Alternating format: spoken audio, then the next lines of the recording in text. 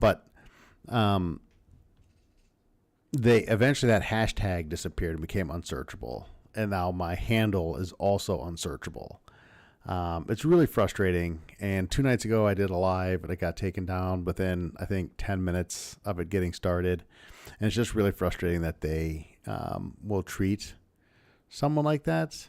As a libertarian, I'm a free speech guy, but I'm also a private industry can do what private industry wants to do kind of a guy. So I guess you live by the sword, die by the sword. I don't have a problem with them if they don't think I'm appropriate for what's on their platform. I guess that's fine. I think it's a dangerous thing to censor this realm, because I really think this is where people come to have conversations more so than just consuming mainstream media. And so by suppressing voices here, you're just pushing people into echo chambers where they're only going to get a reinforcement of what they already believe, and that's how people get radicalized. That's how bad things happen. Having conversations is important, and I don't know how to appeal it. If any of you have had this issue where they have decided to make your lives or your handle unsearchable, and you know how to get out of it, shoot me a DM. That'd be awesome. Give me some advice on how to solve this problem for myself.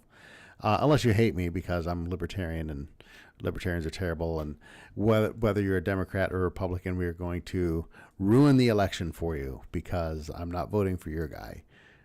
That's a pretty common. That's one of my favorites, actually. That and it's a wasted vote. I think one of the funniest things I hear is that my vote is being wasted if I vote third party, because so much is going to change. So much is going to change by electing another Republican or Democrat. We're really going to turn things around if we elect another Republican or Democrat, right? Is that what we're supposed to believe here? That electing the right Republican or Democrat, that's going to somehow solve any of our problems at all? I am currently trying to figure out if I'm even online on some of the other things I have going here. I'm going to bring up some stories about Kamala Harris. We're going to talk about spending. I just really jumped on here, incredibly unprepared, but it takes a while for a live to get going. It takes a while for a couple of people to settle in. Let me just see what I've got going here. I tell you, bitrate recommended, blah, blah, blah, blah. That's fine. I don't care about that. I'm checking my stats because I am not great at the technology side of this. You know what I really need is a producer, to be honest with you. That's what I need, is somebody who can help me produce. Of course, I left my phone. Let me see here. Well, let's get rid of some stuff. Don't need that open. Don't need that open. Don't need that open. Don't need that open, or that, or that, or that. Just killing stuff, man. Just killing stuff. Trying to get as much stuff off of my thing here as I can. Yesterday I had some issues with the multi-stream, and I was dropping frames to the extent that it seemed like they were going to have to take me down. It seems like my volume might be a little high. If anybody's in there, hit me in the chat. Let me know if my volume's super high or if I'm not sounding quite right. I'd appreciate it. Anyway, as usual, I have my Democrat, Republican little thing up here. I'm going to have to update this for some things. I'm going to have to make this a little bit more current, I think. I have to bring some new things on here. But for now, it's just fine. I don't think I don't think I'm missing much when it comes to how the Republicans and Democrats feel about us. What really gets me is how little. Oh my God, we're going to save these things for later. Meet the press. Don't care about that either. How different. I don't know, man. I was watching a More Perfect Union video earlier today, and this is an older video about how Ron DeSantis destroyed Florida. And they talk about how fast Florida's housing prices are increasing. And I'm like, it's the third fastest growing state in the country. Of course, the housing prices. And so then they talk about the $30,000 golf simulator. And I'm like, yeah, this is horrible. Like billionaires buying gifts for governors. And yeah, I hate all of it. I hate how dirty and slimy and sleazy politics is. But it really never got into, they talked about like he built this interchange and to build all this housing, rental housing. And I'm like, well, isn't that good that he's working with this big real estate developer to build housing? Isn't that how we make housing more affordable, by building more housing? I just didn't understand the point of the whole thing. Like, I get it. Okay, you don't like Ron DeSantis. Fine. That's cool. I can get it. I can get behind not liking Ron DeSantis. I just think it's kind of funny that the issue they had with him was this thing that he was doing, and it was not really, it was never really brought to my attention how he was hurting the voters of Florida by what he was doing.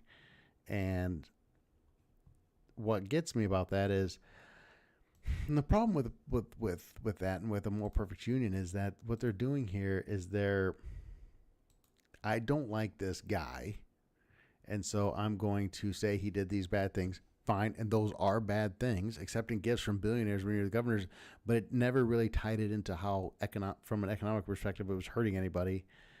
Wrong, yes, but they tried to attach that to kind of and tie it to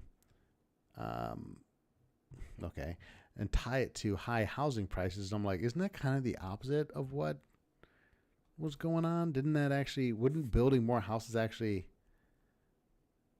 is there a state with a growing population and decent housing market? No, that's right, Hannibal. That's what I'm saying. It's like, oh, Florida's got the most expensive housing. They have a housing crisis. Yeah, because they're growing rapidly. What's interesting to me is California's population isn't growing rapidly. People are leaving California, and houses are still super expensive there. And then there was some stuff with the insurance companies and whatnot. But one of the funniest things was they were talking about the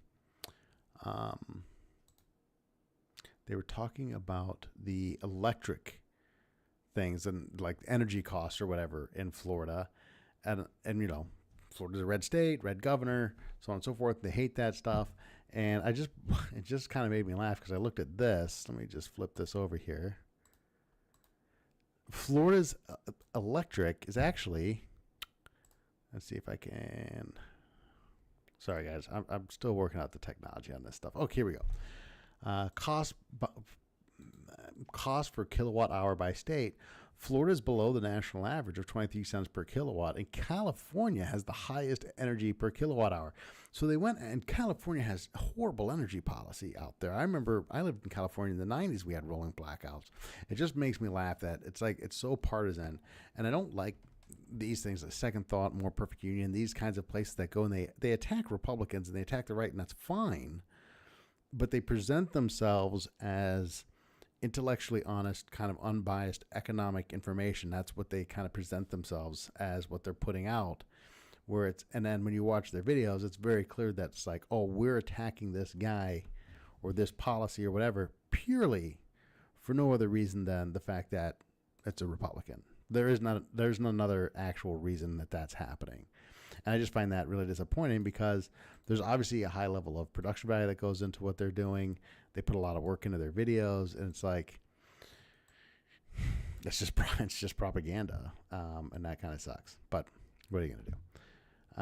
On the flip side here, I'm still trying to sort out whether or not I'm live on this other platform that I just pulled up. And let me get back to here because that's weird. You all don't need to see what I'm doing on my screen over here, trying to figure out if my thing is functioning properly or not. Let's just see. Am I live over here or am I not? I don't even know. Looks like I am live.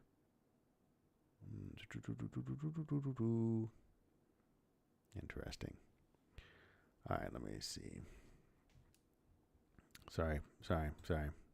I keep apologizing. I'm just trying to figure out. I had it up and then it disappeared because, I tell you, I need a producer for, if you're going to manage the kind of multimedia, multi-platform empire that I'm building here, I really need a producer to operate all this stuff. How much of this stuff happens behind the scenes. Here we go. There it is. I am live there. Okay, that was my big question. So am I live on this other platform? Looks like I am. That's the only thing I cared about. And I got to bring this up so I can at least see the comments.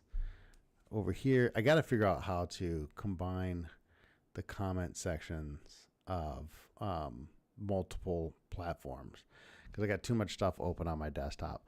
I had to build this machine, which is actually handling it all pretty well. but it would handle it better if I could consolidate everything into one platform, make this all work one platform. Okay, that's super boring stuff. Now that I know that I'm live everywhere I want to be live, now I can really get into it. This is the Brian for Liberty podcast. It will be anyway. Right now, it's just Brian for Liberty trying to figure out how to work all of his technology. But hey, here is something we need to talk about, friends, neighbors, followers, subscribers, non-subscribers, all of you people out there in Happy Land. What my goal is nothing more than just trying to get people to understand when they're being lied to by their own people. Now look, none of these guys there aren't any good guys. I'm gonna bring this thing up here, and I say there aren't any good guys. I really mean I don't have the who's the good guy in this thing. There we go. That's what I'm looking for. But we keep hearing about this wealth tax, and we hear the Bernie Sanders and the Elizabeth Warrens of the world talking about taxing the 1%, taxing the billionaires. This billionaire tax, we're going to get this. We're going to get this money from the top 1%. We're going to pass this wealth tax. One of the things that terrifies me about the wealth tax, I've told people this before, I can't say it enough times. When you read how they talk about the wealth tax, you better go back and study your history a little bit on how the income tax came to be, because it's the same thing. They're doing the same thing to you. Okay? When we passed the income tax, it was going to be a temporary tax to help pay for the war effort, to pay off the debt from the World War. It was going to be temporary, and it was only going to be millionaires.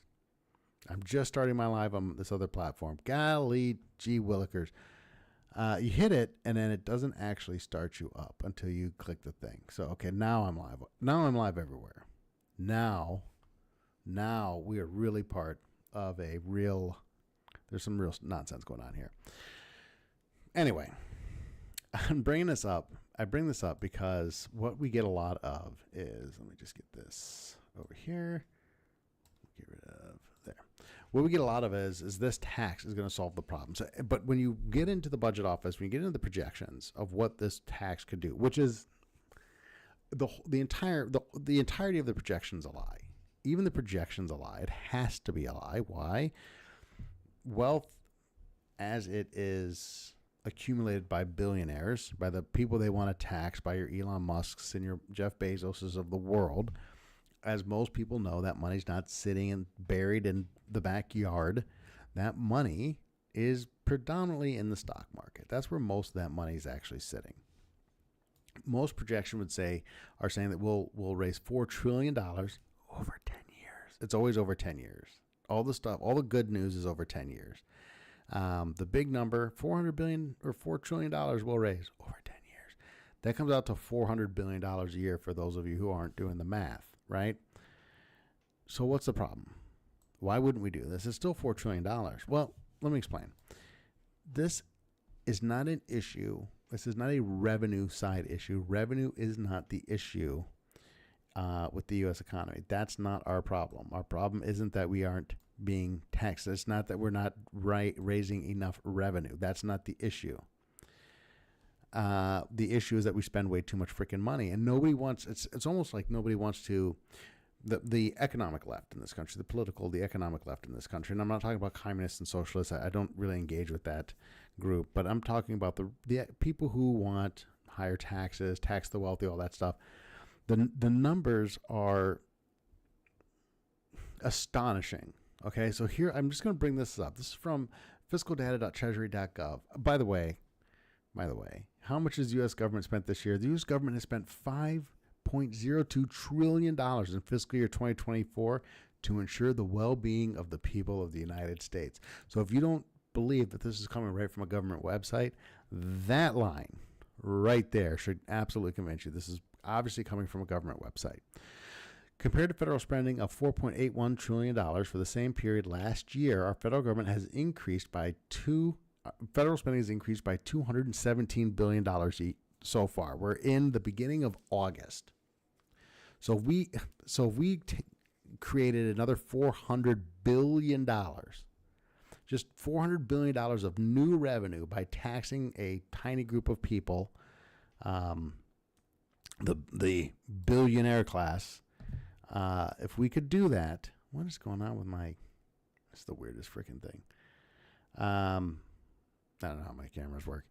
If we could do that, if we could increase taxes by $400 billion, bring all this additional revenue in, our spending growth would chew that up in a single year, that $400 billion. And that's assuming that there is no negative economic impact by increasing taxes by $400 billion, which, I mean, that's insane, right? I think we get that.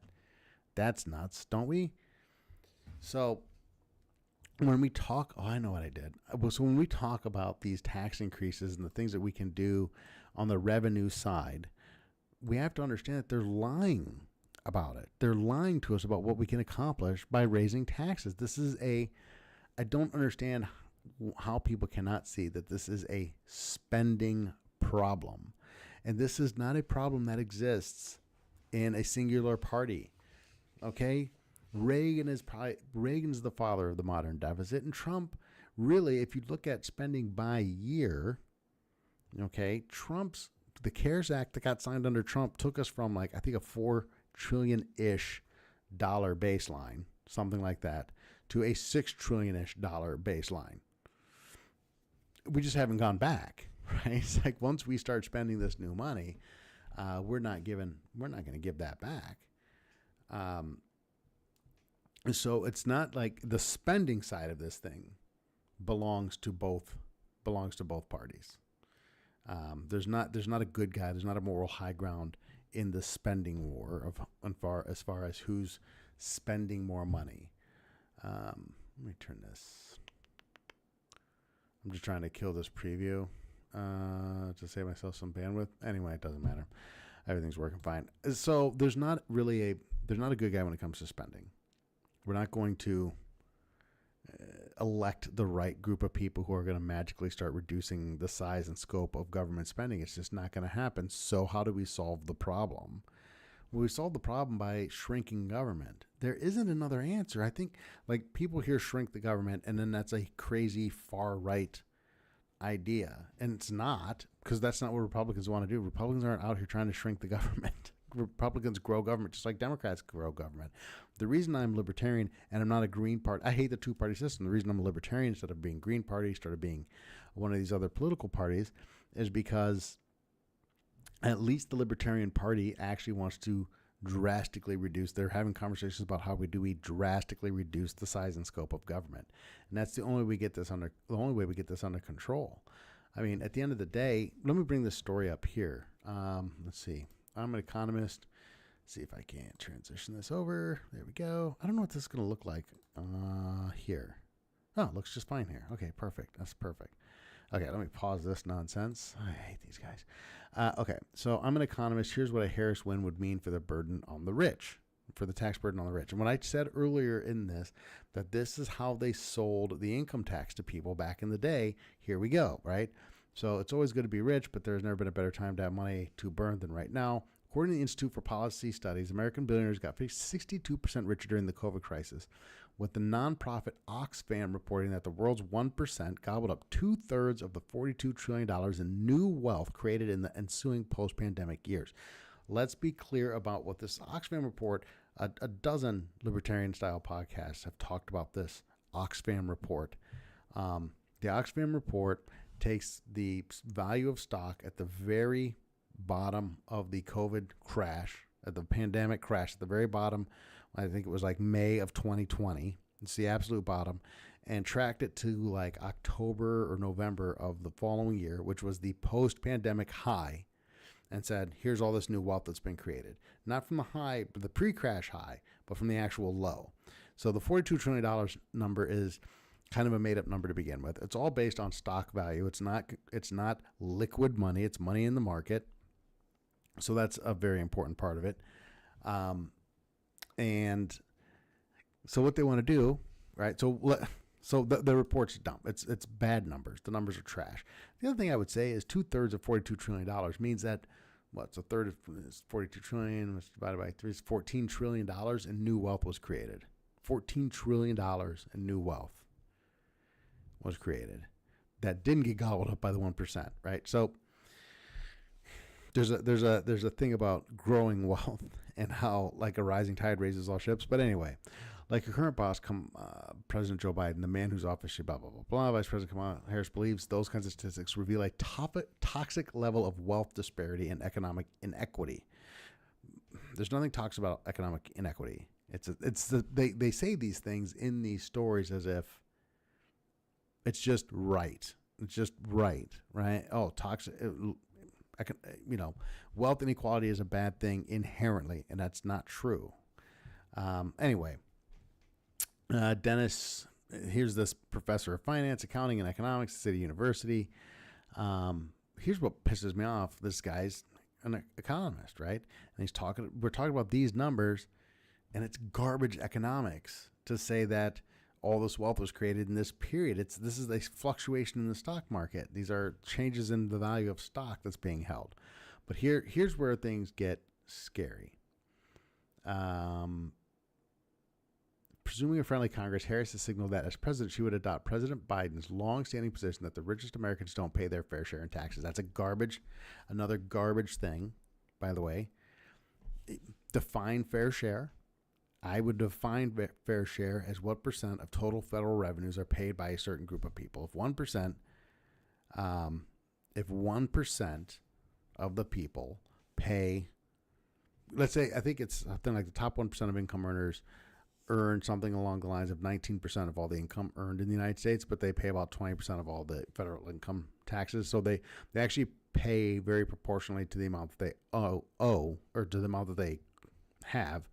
But they actually contribute an outsized percentage of what the federal government actually collects in tax revenue. So if you're going to define fair share, if you're going to say fair share, okay, fine, fair share. What percent of federal revenue should come from what group of people? Right? What percent of federal revenue should come? So if you're in the top 10% of income earners, what percent of federal revenue should you be responsible for as a top 10% of income earners? That's the only way to talk about fair share. If fair share to you means this is how much they have left over, you're just a Marxist moron. Okay? Sorry, you're just an idiot. If you want to talk about fair share, what's a fair share of federal income taxes, of taxes in general, then you have to say what percent of federal revenue should what percentage of the population be required to pay. That's how you define fair share, or the fair share of the bill, right? We all go out to dinner. We all eat. I have more money than you. First of all, that's not a great analogy, but we're going to use it anyway. I have more money than you. Should I pay a greater percentage of the bill? Well, what's a fair share of the bill? What's the fair share of if that's how you want to divide it up by how much I have, then you have to define how much of the bill I should be responsible for. But going back, let me just temper this for a second. Going back to the fact that increasing federal revenue is not going to solve the problem. But, okay. The wealth tax, Shirshakov references, comes from the official Biden-Harris 2025 budget proposal, which reads, the tax code currently offers special treatment for the types of income that wealthy people enjoy, while the wages and salaries that, I just love that, everyday Americans earn are taxed as ordinary income. Billionaires make their money in ways that are taxed at lower rates and sometimes not taxed at all. Let's see here. 25% minimum tax on the wealthiest, 0.01%. So to finally address this glaring inequity, the budget includes a 25% minimum tax on the wealthiest 0.01%, those with wealth of more than $100 million. This is how they sold the income tax, people. This is how they sold you the income tax. It's just going to be on wealthy people. It's a temporary tax on the wealthy. This tax isn't going to raise enough money. Let me go back to this. This tax is not going to raise enough money to solve our spending problem. It's not going to solve the problem. What it does is it creates a new type of tax. It creates a tax where you have assets that increased in value and the government can now seize a portion of those assets. That's what we're trying to do. That's what's happening here. It's creating a new kind of tax. Do you know where most of this money actually is? It's in 401k plans. That's where the majority of the wealth in this country. It's sitting in 401k plans. It's sitting in the equity of your home. That's where the majority of the wealth is. If you think that they're just going to tax 0.1% of people, 100, that's what they told you about the income tax. It's the same thing. So they are going to tax. Your house goes up in value and your property tax goes up based on your mill rate.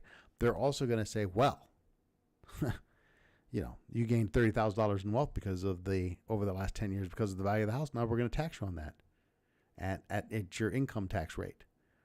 Oh, your 401k gained all this value. Your Roth IRA gained all this value. And we're just going to tax you on this. That's how wealth, once you allow the government to have that tax. Remember, we had to amend the Constitution to allow for the income tax.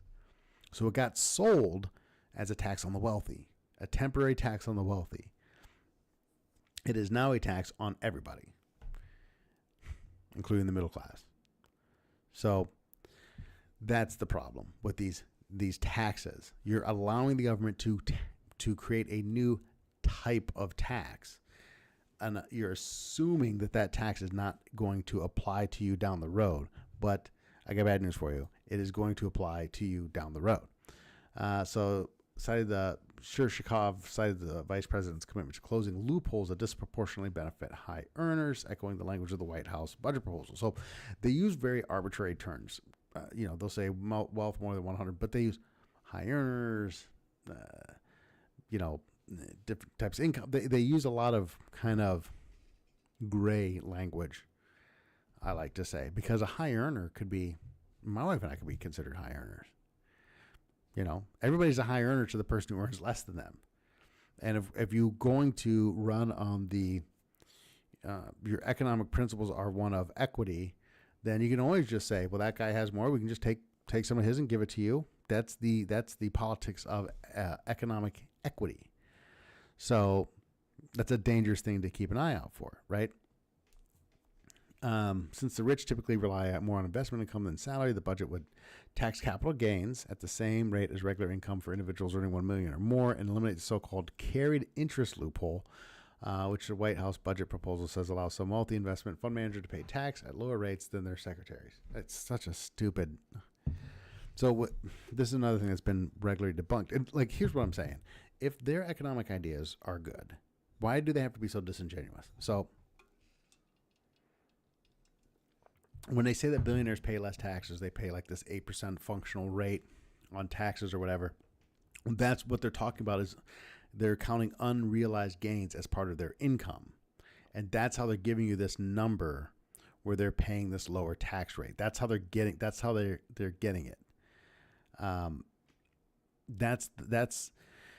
getting to that number by misleading you about what the income is. And that's what I mean. They're trying to open up a new type of tax. If they call it the top 1% tax, I don't think regular people will care. Yeah, people are being misled by this. And this is an incredibly dangerous thing. I just look at how much money we're spending, how bad our fiscal situation is right now. And all I can think of is, a few $100 billion a year is not going to solve the fiscal problems that the country has. It's not going to solve the problem.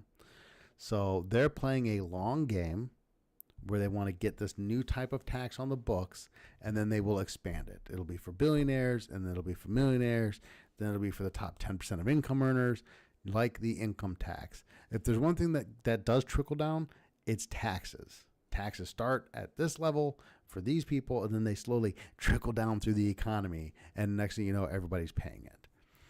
And the wealthy do benefit. Everybody benefits from unrealized gains. This is something that I was watching. It's just responding to something in the comment section that wealthy benefit from unrealized gains too. Here's the thing: if you have an investment portfolio, right? Let's say you've left a job. You have a 401k plan at that job. You rolled over to your bank's, your personal banker at Wells Fargo or Chase or whatever bank that you happen to bank at. You got $75,000 in a 401k plan that you've had for all this time, and that goes up in value. You're not wealthy, but you've gained. You've benefited from that, and you can borrow against it just like a rich person can, just like you could borrow against the gain in your home. When assets go up, everybody who holds assets wins. Okay. Now, look, I understand there's a portion of this population that is not in the I'm investing for my future phase yet. And that's a large portion of our population, young people, Gen Z, all this stuff. I get it. But you're going to someday. And what's going to happen is when you get there, you're going to find that, man, I can't believe we passed this tax. And all of these things just make it harder for people to get ahead. But anyway. So since the rich typically rely more on, so I read that. However, the most striking proposal is what IFC Media, the leading publishing house for the global wealth management industry, calls a radical departure from normal taxation, the taxing of unrealized gains for the ultra rich. This is the dangerous new tax. It says it right here. A radical departure from normal taxation. Now, look, I don't know if you're a Democrat. I don't think that necessarily makes you a socialist or a communist. So I don't buy into the right wing rhetoric. I think that maybe you're social democrats who think that, we should have a more Scandinavian style. That's what I think most Democrats think. We should have more Scandinavian style of how things operate and, capitalism that benefits the people and all this kind of stuff. Fine. I can have a conversation about that. For me, the taxation of unrealized gains is this. In order to not crash the stock market and not destroy the economic system, the only way this would work would be to make the primary stockholders, which are the people who run these companies, sign over their shares. I kind of view this as a backdoor socialist takeover. I know that sounds conspiratorial, but the reason for that is you can't just make all these people sell all their stock to pay this tax. It would destroy the economic system. So either they're completely lying about wanting to have this kind of tax, or there's an alternative plan in that will prevent the mass sell-off that the market would require in order for these taxes to be paid. So what they do is they allow you to pay that tax in shares. And to me, that's freaking terrifying. I can't think of anything more scary than this kind of a weird sort of backdoor government takeover of the economic system. Because I just don't know how else you make this tax proposal, this nonsensical thing, function. I don't know how else you can make it work other than that. Let me just take a peek here. Checking on the health of my streams here. Look at me getting comments. Hey, Anthony Elmer. I am, by the way, on live on TikTok right now. You're always such a great commenter. I've been watching the live. I'm in studio though, not on the app. But if you went to my profile on TikTok, you would see me there. You could comment there. I do enjoy having you on the Facebook, but I don't always have that one in front of me, but because I get more action on the other one. You always have such great commentary. I'm gonna have to bring you on here once I figure out how to do multi-guest, so we can have an actual conversation. But I gotta figure out how to do multi-guest in my OBS studio before I can do that. I haven't been able to sort that out yet because I need a producer. So to my point, he says you would need buyers for the stock, which wouldn't exist except for the government. And that's what I mean. It's going to be a sign over. The stocks are never going to sell. They're going to transfer ownership of those shares over to the state. And the government's going to become a majority shareholder in a lot of major corporations. I personally don't think that this tax gets passed. But again, I can't emphasize this enough. It doesn't matter that this tax doesn't solve the problem. That's the point. That's what we need to be looking at. That's what we should be thinking about, is we should be thinking about the fact that all this new taxation isn't going to solve the problem, which is out of control spending. If you raised revenue of $400 billion per year, which, by the way, the Democrats who propose this stuff are like, we could pay for this, we can pay for that. Well, we're creating new spending programs. We're spending this new revenue. We just crossed the $35 trillion debt line, right? We just went over $35 trillion in new debt.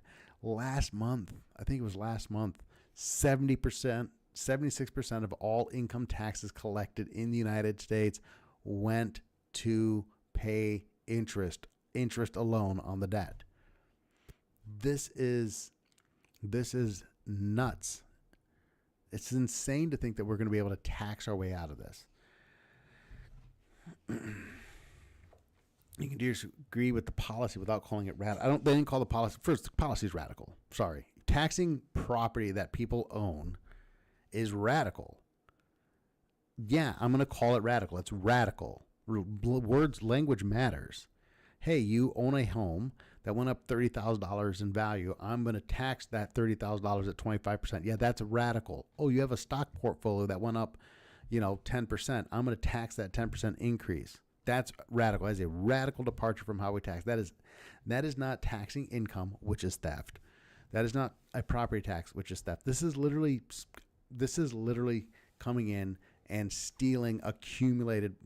So an investment, whether it's a home, stocks, whatever asset you own, was bought with money that you already paid tax on, and now they're going to tax the value of that asset if it increases. I mean, it is insane. This is, and nobody on either side of the political aisle, not in the political class, maybe here the voters, but nobody in the political class is trying to change the fiscal trajectory of this country. Nobody is trying to say we have to get our spending under control. And here's the thing. Yeah, we need to reduce our military spending by 60 to 70%. It's insane. We just have to. We have to bring the troops home. We can't afford to do it. We can't afford to have a global military empire anymore. And we damn well better get our heads out of our asses and start talking about Social Security and Medicare. It needs to stop being the third rail of politics. We need to start having this conversation. And if you want to talk about being disingenuous, if you want to talk about how the Republicans are on the wrong side of this, the only smart thing Nikki Haley said during her entire presidential campaign is that we need to raise the Social Security retirement age, and Donald Trump made fun of her for it. And I've told, I have Donald Trump isn't a conservative by any stretch of the imagination. I don't understand why he's the Republican god. And the only smart thing she said is we need to reform Social Security and we need to raise the retirement age because we can't afford to keep doing what we're doing. And he ridiculed her for that. It's like, and nobody else is talking about it.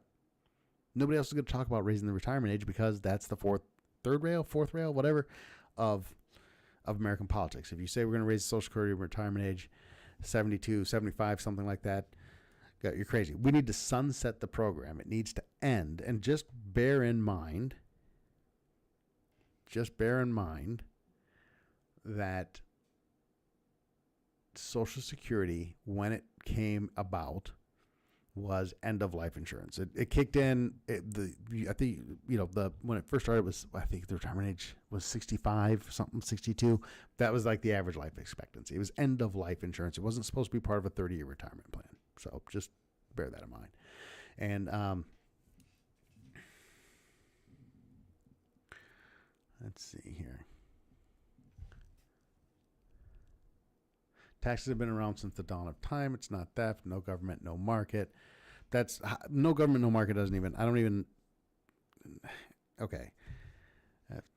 Humans can't trade amongst themselves without the state being involved. Is ludicrous. The selling will only keep going higher. Of course it will. So here's Tech Nerd's got an interesting comment. I have heard for several years that the debt is going to ruin the economy, and it hasn't. That's true. Things get bad very slow. Things get worse very slowly and then very fast. Isn't that the expression? Or the collapse happens slowly at first and then all at once, or something along those lines. It's funny. I get people who tell me this, and those same people will be like, "Man, groceries cost 3 times as much as they did before."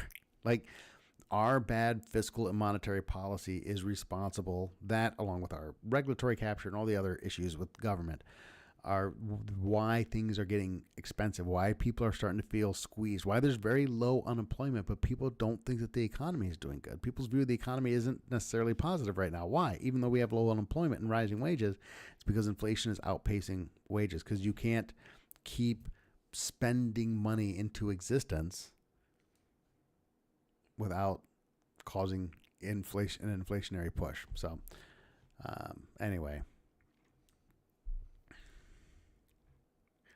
I am enjoying the comment section. It's a lively comment section today. Government provides infrastructure and stability and rules that allow a market to operate. Currency, blah, blah, blah. So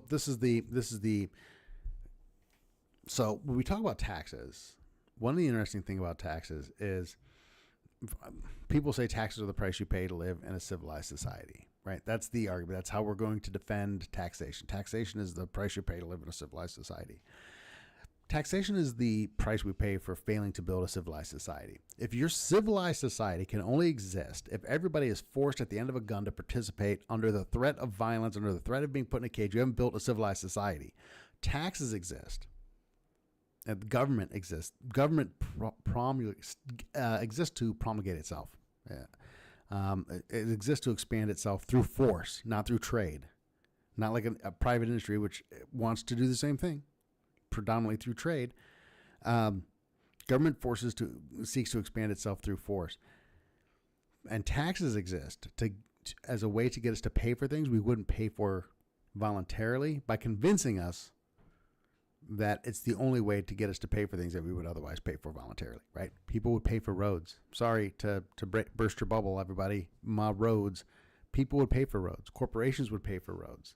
We need roads. Everybody agrees that we need roads. Nobody's like, we don't need these roads. Everybody knows we need roads. Everybody would participate. We need schools. We want to educate kids. People would participate. People would pay for that stuff. But we give hundreds of billions of dollars to charity every year, despite the fact that we're paying trillions of dollars in taxes. People will pay for the things we need. Government comes along. Politicians, not even government, politicians come along and convince you that if you don't pay taxes, you won't have any of the things you need. Why? All of a sudden, nobody's going to pay for anything? Nothing's going to exist if the government doesn't force us to pay for it? No. There's a bunch of stuff they want to pay for that we would never willingly pay for, like killing people on the other side of the planet. And the only way to get us to pay for that is by telling us that if they don't tax us, there won't be any roads. That's how taxes work. I mean, it's insane. It's an insane... The concept is insane.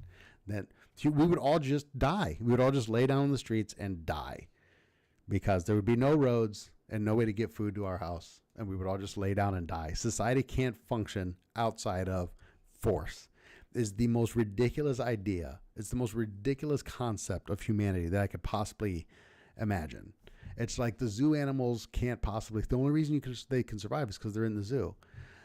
It's insane. It's an insane. It's an insane thought that without taxation, humans couldn't function. We couldn't build a society absent force. But anyway,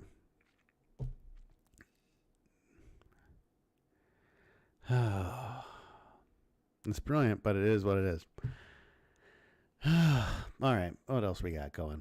I'm trying to keep up with the different comment sections. If anybody here is kind of good with tech, by the way, shoot me a DM. I'm trying to figure out how to consolidate all of my comment sections into one, because I got comments in my Facebook feed. I got comments on my YouTube channel. I'm not getting anything on my YouTube channel today, actually, and I have comments here, and I'm trying to flip back and forth between the comment sections, and keep up with the conversations. But I wanted to get that going, and this economist thing, and they're going to raise taxes. Period. That's if Kamala Harris gets. Here's what I see from a Kamala presidency. This is my call it my nightmare scenario of a Kamala Harris presidency. And as much as I dislike Trump, I kind of view a Kamala Harris presidency as worse on a couple of things. I talked about this last night, and so I'm not going to harp on it too much.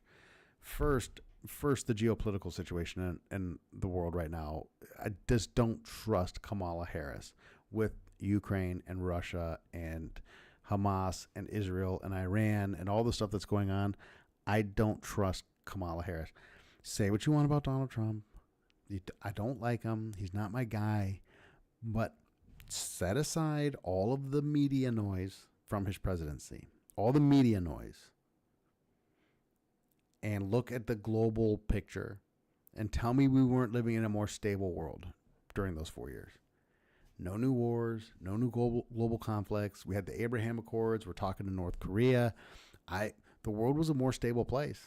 Sorry, you don't have to like it. It's inarguable. Hamas attacks Israel. We got the war in the Middle East. We got Iran and Israel exchanging blows. We've got Russia and the Ukraine, which, by the way, I don't understand the whole Trump's a Russian plant, or he's in Putin's pocket. Why didn't Putin try and take Ukraine when Trump was president? I don't know. That's a whole other story. You could do a whole episode on that. But the world is much. I don't trust the Kamala Harris. I just don't trust it. And I said this is another thing I brought up last night. The Democrats have been gunning for this Iranian war The military industrial, it's not Democrats. I shouldn't lay this at the feet of the Democrats. That's not fair. The military industrial complex and the candidates that they choose, that they fund, that they back, have wanted war with Iran since when I was in the Navy in the 1990s and we were in the Persian Gulf. We weren't over there for any other reason but to keep an eye on, but to harass and keep an eye on Iran. That's why we were over there. We've wanted this conflict with Iran for a long time. When Hillary Clinton was Secretary of State under Barack Obama, they destabilized Syria. They destabilized Libya. We backed the rebels, and we're going to go into direct conflict with Russia over Syrian airspace had Hillary Clinton got elected. That was her stated plan during her candidacy, was that she was going to enforce a no-fly zone over Syria, and that would include Russian fighters. We were going to be in a direct conflict. We were going to go from a proxy war. We were fighting a proxy war under Obama and Clinton in Syria. Now we're fighting a proxy war under Biden in the Ukraine. And the Democrats have been gunning for this. The military-industrial complex has been gunning for this for decades. And I feel like my worst-case scenario, the economic stuff will sort itself out one way or another. My worst case scenario is that a Harris-Walz administration is a military industrial complex, is a deep state, if you will, for lack of a better term. It's going to be that kind of a White House. It's going to be that kind of a presidency, and so that we will escalate this into the next. We'll escalate this into the next phase. That's my big fear. On the home front, I don't know, man. The Democrats aren't that much worse than the Republicans on the home. We're going to spend money. We're going to run multi-trillion-dollar deficits. We're going to grind the dollar down to next to nothing. Things are going to get worse economically at home. And I can't even say it'll be slower under Republicans and Democrats, to be quite frank. I just look at the 4 years under, like I said, Reagan's the father of modern deficits. I do think that we end up packing the court. Under a Harris-Walz administration. If the Democrats win, I think we pack the court so that we have a liberal court. I think we get Roe versus Wade goes back on the books. Abortion rights are back. I'm pro-choice. I don't like that I'm pro-choice. It feels gross. So Roe versus Wade getting Roe versus Wade back is not a big deal. I think it's a states' rights issue. I don't think it's a federal issue. I think the Roe versus Wade ruling is incorrect. I think I have a concern about, my biggest concern would be the Second Amendment. Not that I'm one of these, I'm going to fight off the government with my rifle. I'm not one of those guys. I think the Second Amendment is very important. I think the right to gun ownership is very important. I do believe that it is a stopgap to tyranny, but I also think that if you want to talk about unrest in this country, some form of confiscation, if it were to take place under a Democrat leadership, would lead to large scale civil unrest. That worries me. But there's none of the crazy, I think none of the crazy far right concerns over a Harris-Walz administration really bother me. My biggest concern with those is geopolitical. It is the global conflicts. I do believe we end up in a major conflict. I don't know if there's enough votes to pack. It's going to depend how the races come out, the House and the Senate stuff. I mean, I don't know. Are they going to try and get over, they've been trying to pass rules about the filibuster and the majorities and changing the rules in the Senate and the House and all this stuff. I see that as that's something to maybe be concerned about. But my biggest concern isn't domestic, it's international. My biggest concern is how we're going to deal with the rest of the world and what's going to happen there. So that's my big concern. Let's see here. What else we got? What else do we got? Man, I feel like we've covered a lot of stuff. So I hit this Ron DeSantis stuff early on. I don't even know if I want to talk about it, to be honest with you. I hate these people over at More Perfect Union. I might do an edited video on this. I don't even know if the desktop sound will come through, particularly on the thing, but I'll play this a little. So they're talking about this Ron DeSantis See if I bring this up. Hold on. It's a little video from More Perfect Union. I'm sorry if this is going to be super loud if you can't hear it. The Florida ethics code is very clear. The governor or any... So he gets this $30,000 golf simulator. Essentially, is the tall and short of this thing. He gets this big golf simulator. It's $30,000 golf simulator. Their minutes. They get pretty deep into this thing. It comes from a real estate developer, and there's all this stuff. Okay, so the crux of the article. This is what kind of kills me about it's like the inflation hotspot of the country, and that didn't happen by accident. So we're 3 minutes in, in and at this point, all we've talked about so far is this golf simulator, which is kind of funny to me. One issue that's impossible to escape. Housing generally is the number one issue in Florida. So here's essentially what happens. They go in and they talk about housing is the number one issue in Florida, and how expensive housing is, and how housing prices are getting out of control in Florida. Okay, great. Perfect. Florida is one of the fastest growing states in the country. So guess what happens when you have a very fast growing state? When you have people moving into your state, housing gets expensive. Housing gets scarce. So DeSantis takes this $30,000 thing that gets installed in the governor's mansion. It's dirty and ugly, and I hate it, and it's gross. I can talk about the insurance stuff in a minute, by the way. It's gross and it's dirty and it's disgusting, and I hate it. But at the end of the day, it was from a real estate developer, and they go on to talk about how they're going to build all this housing, but it's not going to do anything in the short term. And I'm like, well, building housing is how we're going to solve the housing problem in a growing state. They never really tied it to like, here's how this is making real estate more expensive in the state of Florida, because it has nothing to do with it. So like, they're putting out this like ugly, nasty thing, which is they're right on for calling him out on it. But then they're trying to tie it to out of control housing prices in Florida. Now, Florida, guys, here's the problem.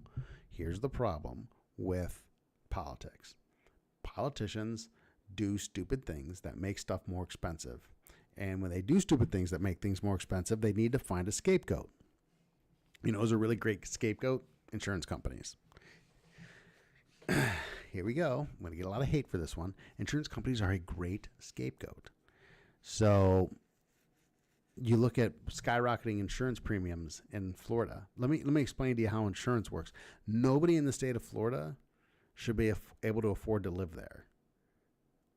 No insurance company in their right mind should insure anybody in Florida to buy a house there. It's insane. What kind of insurance premium should you pay when there's a probably 75% chance that the insurance company is going to have to build you a new house every 5 years? It's the most ridiculous thing. So these insurance rates, these premiums, are subsidized by the government, which allows people to live in a place they wouldn't otherwise be able to live. That's it. It's the dumbest. It's like we have this flood insurance, this federal flood insurance program, which, by the way, overwhelmingly benefits wealthy people. John Stossel did a great bit, by the way, on the federal flood insurance program and how it subsidizes millionaires to build mansions on the beach, right? But there's another problem with insurance in Florida. Florida's a very difficult venue in which I've been in the insurance business for a long time. My wife and I both. Florida's just a very difficult place to do business. So when you scapegoat insurance companies, talk about evil insurance companies all the time, how bad insurance companies are, insurance companies this, insurance companies that, right? What that does is it raises the severity of settlements.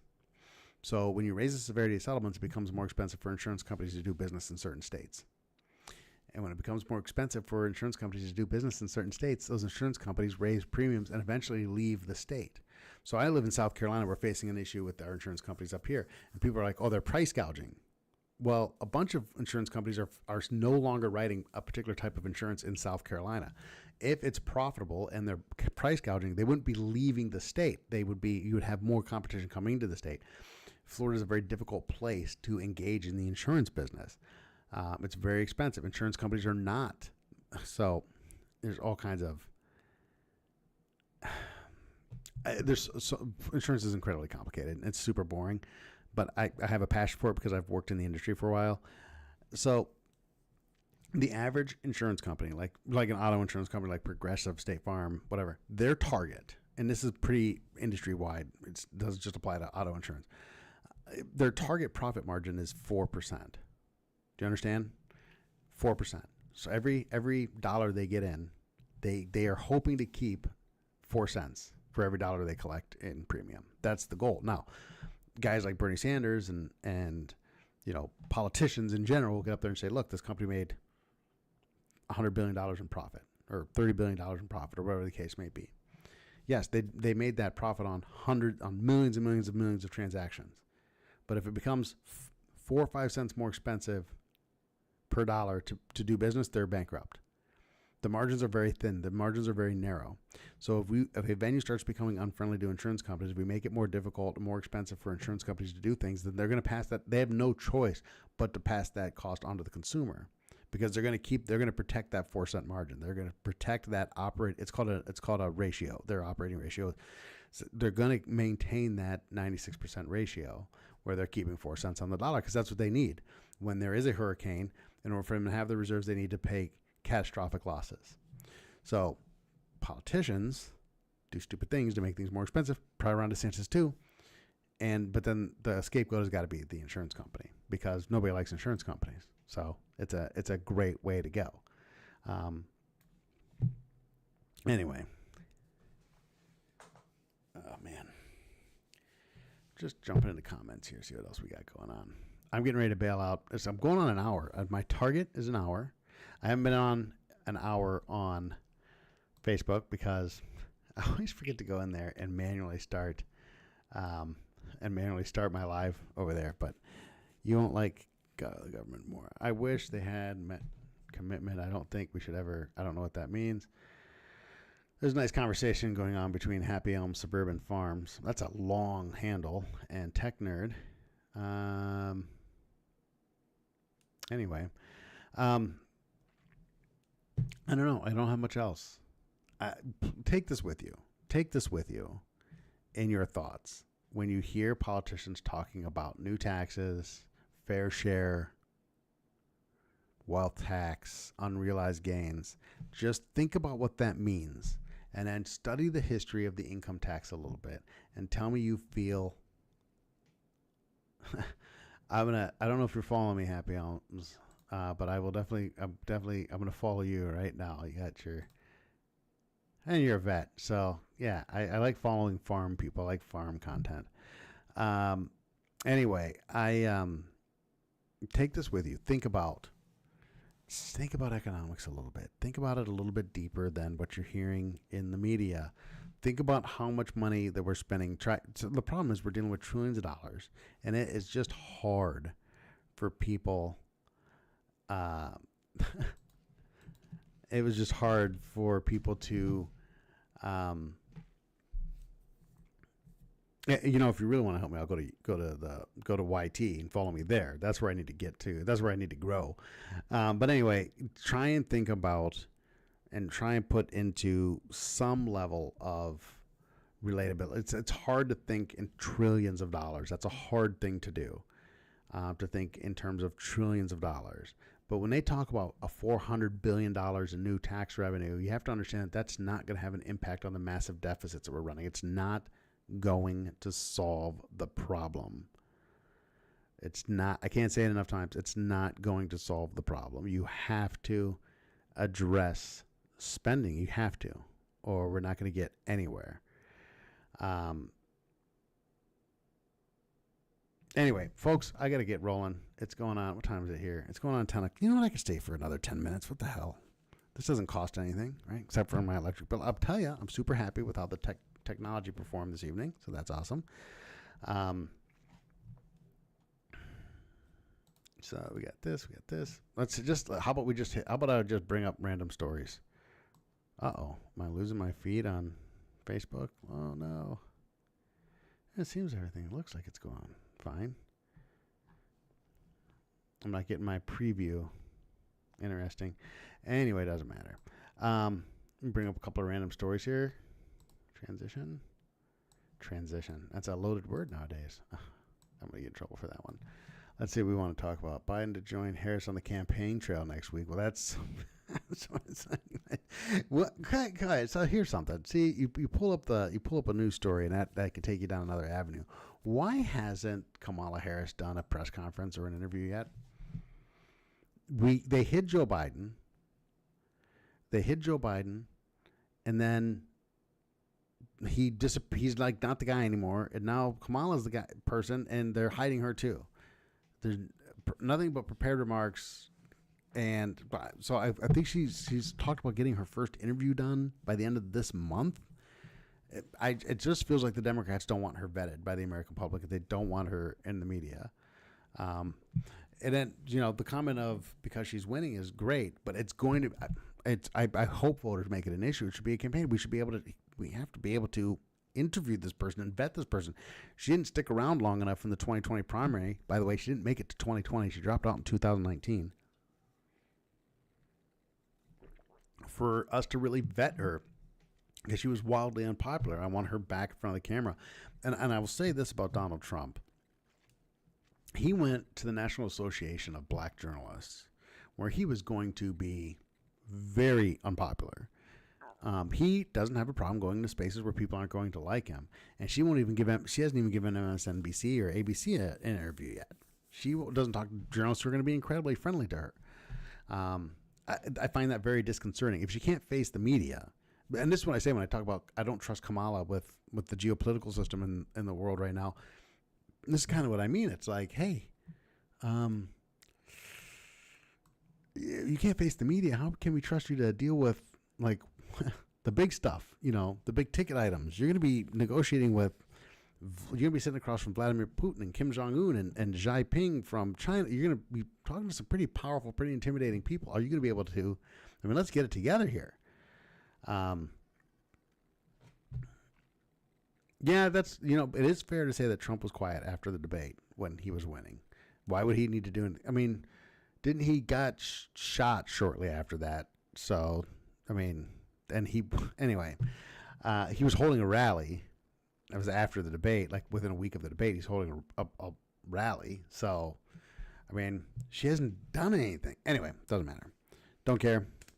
Try not to get too. I just think it's funny that now Joe Biden's going to be. Now, all of a sudden, he can hit the campaign trail. He was so wildly unpopular, or he was sinking so fast in the polls that they had to swap out candidates, and now he's going to join her on the campaign trail. I don't know exactly what the gain of Joe Biden joining her on the campaign trail is. Here's another thing that bothers me about the American voter, by the way, is how is Kamala Harris's policy positions superior to Joe Biden's in such a way that so many Democrats are now excited to vote for her? Trump's taking more enemy fire than walls. That is a rock. You know what? That's a rock solid take. That's a rock solid take. For those on YT, these comments are coming in on the TikTok live that I'm also on. So, taking more live fire than walls. That's great. Let's see. What else do we got going here? Let's see. Panama offers safe passage to Venezuela's Maduro to allow for transition. Don't care too much about that.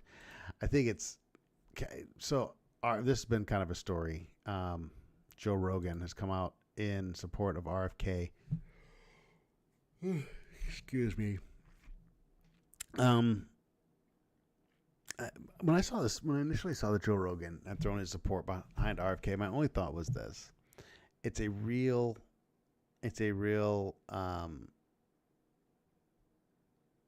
sad state of affairs. It's a real sad commentary on the American voter that we care what celebrities think. Any celebrity. It's really sad that we should care who the hell Joe Rogan is endorsing, or Taylor Swift, or Hulk Hogan, or Kid Rock, or any of these celebrities. The idea that their opinion should matter to us. The idea that we care, that the American voters, that it matters, it actually matters who celebrities endorse, is very, very sad to me. It's, to me, a cruel commentary on, like, the masses. It makes me think, like, the F.A. Hayek kind of, like, the law of large numbers, and having more people show up to vote doesn't raise the intelligence of the electorate. And, like, it's just depressing to me that this was kind of a story and it was kind of a big deal and people are talking about it. And I'm like, why do we care who Joe Rogan is endorsing? I don't even understand. Like, what's the relevant? I don't like to click on Fox News because I think it's like MSNBC. They're super biased. I'll tell you that Ukraine says, here we go. This is relevant. Ukraine says it hit an airfield deep inside Russia. This is something we should be a little concerned about. Ukraine's military says that it's hit a military airfield deep inside Russia, destroying warehouses with guided bombs. In a statement, the military reported that a huge blaze and multiple detonations at the Lipetsk airfield, more than 350 kilometers from Ukraine's border after the overnight strike. A state of emergency now in place in the area, confirming the detonations at the energy infrastructure facility. Residents of 4 nearby villages were evacuated. I don't think this is the first strike inside of Russia, but it's an escalation that makes me very nervous. Oh my God. I don't. I feel like all right, so if I'm going to get conspiratorial, if I want to be a conspiratorial guy for a minute, I would say that we're looking for an escalation here that justifies stepping up our involvement before the election. And so we're pushing Ukraine and Zelensky to be more bold and be more interventionist, because I think to some extent, maybe I'm in the conspiracy bandwagon with the Hunter Biden stuff, and I think that the Ukraine's got something on the Biden family. There's a tie there with the Biden family. That's why we've been sending them all this money, and that crap might dry up. I don't think it will under Kamala, though. I think she's a stooge. But if Trump gets in there for sure, I think we're going to stop sending them money. And so what they're looking for is to figure out a way to get this thing escalated to a point where the United States, where our hand is forced, and we're not able to step away from this conflict. That's what I think is going on. But anyway, let's see what we got going here. So that's a story, I guess. Don't trust it. Don't like it. Not a fan of it. Trump flubs meaning of unconstitutional. Thousands of Americans are protecting it. Let's flip this over. You guys can scroll. We'll scroll through these stories together. Let's see. All right. I think I got everything. I think I'm running out of gas. I'm just trying to grind my way to a full hour on Facebook. Man. Look, guys. It's been a pleasure. I'm going to be out for the weekend. I'll create short form content on TikTok. I'll try and get some reels and some YouTube shorts up and stuff like that. So please follow on the other platforms if you're not already. Thank you so much for being here. This is my third night in a row. I am live here on TikTok, YouTube, and Facebook. I'm trying to get to Rumble and Twitch as well. I'm going to be adding those things in so that I'm simulcasting. This all came about because TikTok continually takes down my live streams. Every time I tend to get a little bit of momentum going with lives and I start building a live audience, TikTok comes in and suspends me. They've done it multiple times. Even the night before last, they came in here after 10 minutes I was live and they took me down. I think for those of you who've been with me the majority of this and who watch my content, I don't think I say a lot of very controversial stuff. I try and just be as straightforward as I can and try and bring my honest perspective. Whether it's good or not is another matter, but I just try and bring an honest perspective as somebody who's not in the two-party trap. Kind of just my view on things. And TikTok, it's almost like they don't like discussion. Because I feel like I'm trying to foster actual conversation, and it doesn't. The TikTok lives where people are screaming at each other and cussing and all this other nonsense, those are fine. Mine, they can't seem to get them off fast enough. So I don't know what's going on there. Oh, little poor me. Let me play the victim, I guess. But I will be back. My goal is 5 nights a week, starting every night somewhere in the 8:30 to 9 o'clock range. My goal next week is to actually set these up so that they're scheduled events. So if you're not following me, turning on your notifications, if you enjoy the lives, and then like I said, I'm going to do some more edited content, but not a lot of it because I hate doing video editing. But I do respond to comments. I try and engage with the audience, and I really do appreciate everybody sticking around. And look for me Monday at 9 p.m. Guys, have a great weekend, and we'll catch you all next time. I gotta stop the OBS.